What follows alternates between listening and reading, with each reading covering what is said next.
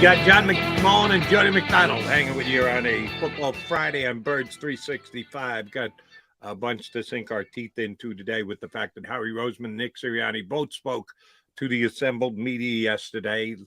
Bit of a surprise out of left field, not only revisiting, but making it official. Matt Patricia, part of the Eagles staff going forward. What's the relationship going to be between Ian Slay and, of course, Howie and Nick talking about what the Eagles are going to do in the draft without even talking about what the Eagles are going to do in the draft. They weren't going to give you any gritty details, but they gave you a little behind the scenes on philosophy and how the Eagles go about it. One thing that was interesting, John, and I got to give credit here, your question about the changes in the Eagles front office, that guys have come and gone, and how does that affect draft day, and how he kind of, I was pretty much buying what he was selling. I didn't think it wasn't all that enlightening, but it was interesting that he likes to change things up. He likes to get different people into the mix because it changes the dynamic, and they bring things from their previous experience and they blend that in with what they did. He told a pretty good tale. Were you buying what he was selling, that change is a good thing in the draft process for the Eagles with some people moving on and new people coming in? Yeah, I a little bit. I think that's natural when you have some newness. It gets you a little bit more juiced. I remember talking to Jason Kelsey about, that when Nick Sirianni came here, and because Jason loved Doug Peterson, but he was like, it's a little bit different when you've been playing as long as him. And he also loves the fact that he doesn't have to practice now, but likes Nick's way of doing things. Yeah. But I mean, you have that newness, and I think it's just natural to have, a little bit of pep in your step at the beginning. So yeah, I was buying it. I think, now doesn't mean it's good though. In the case of Nick, it's been good. He's been a really good head coach through 2 seasons. We'll see. I mean, the draft is what it is, and you won't even know this year. And, people look at last year already and say, Jordan Davis can't do this. And, Cam Jurgens played 40 snaps and Nakobe Dean played 34 snaps and nobody played. And, that's a bad draft. And that, you're already people on that bandwagon.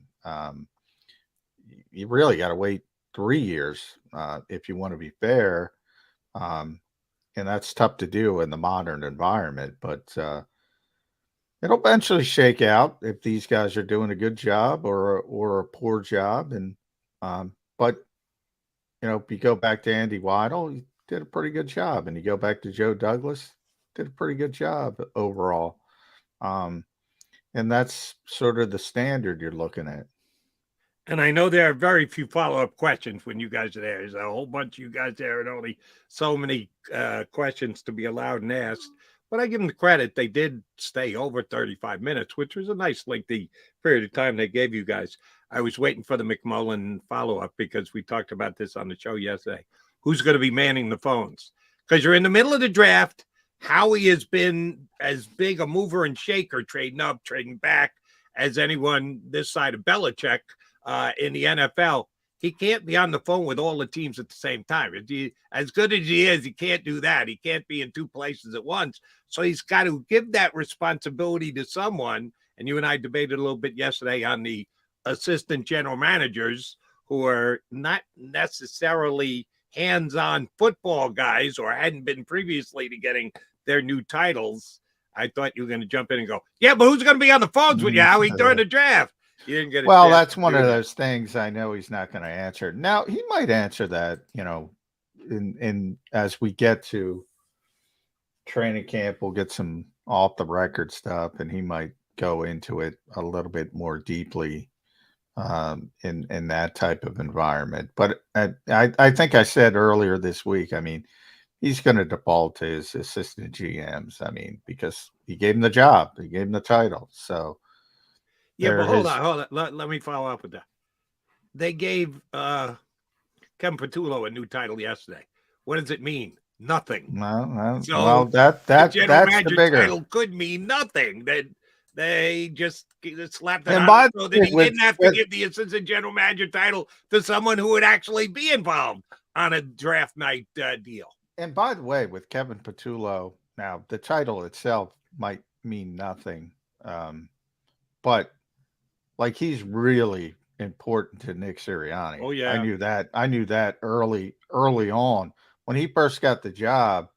Kevin was the guy doing sort of the legwork for him, and he made it very clear, sort of like his consigliere. I mean, that's who Kevin Patullo is. So he's really like I don't know what Alec Hallaby and John Ferrari are to Howie Roseman, other than a lot of people have speculated that he doesn't want a personnel guy next to him because they get all the credit.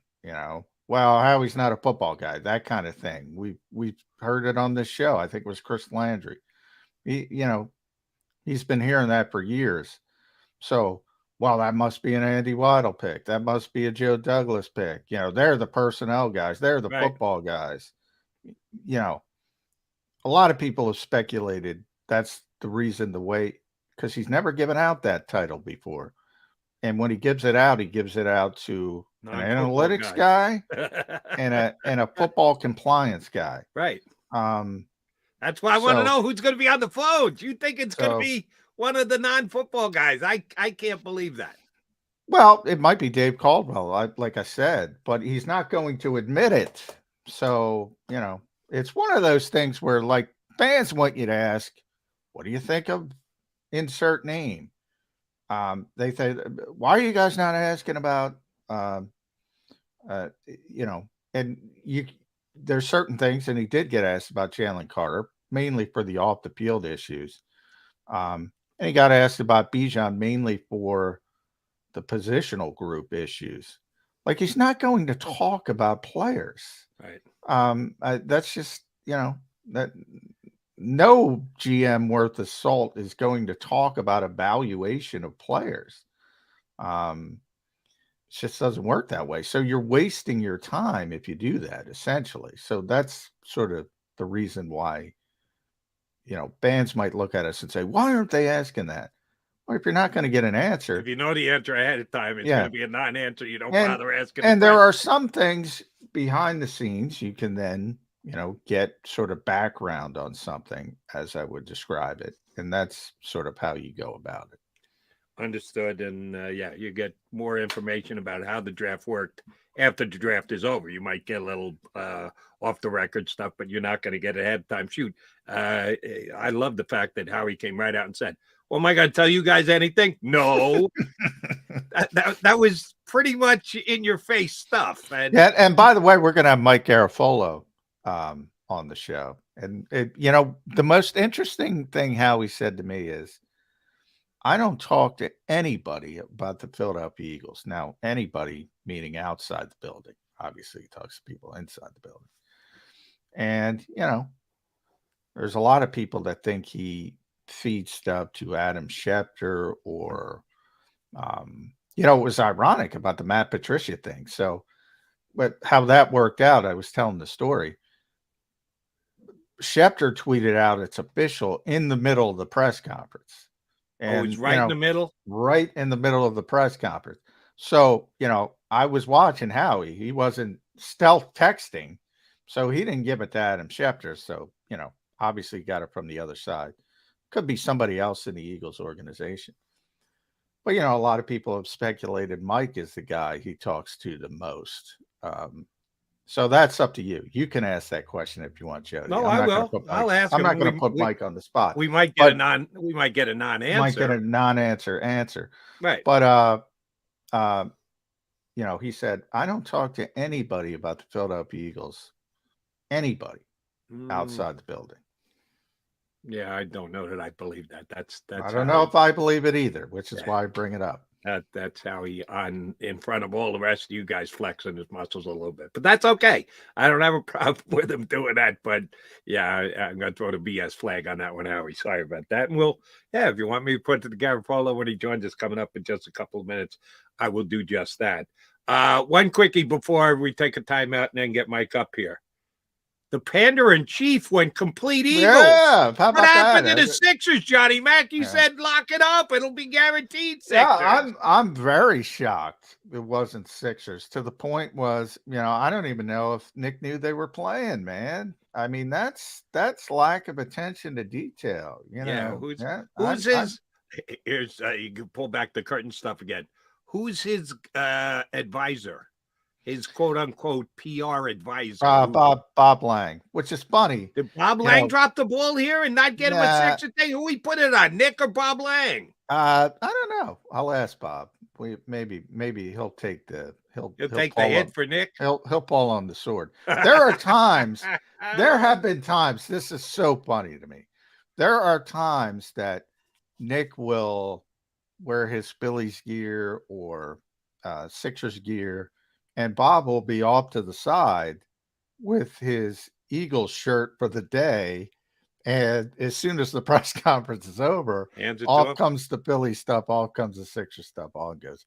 So I have a little fun with the Panda-in-Chief, but oh no, yeah, he's earned that reputation. Surprised. It's not like you're the you made this stuff up out of whole cloth. No. He has absolutely earned his reputation as Panda-in-Chief. I was surprised he was not repping the Sixers because he's very, he's become very close to Doc Rivers. That's true. He's quoted Doc Rivers in his post-game stuff before. Yeah. So I'm surprised he wasn't repping the Sixers.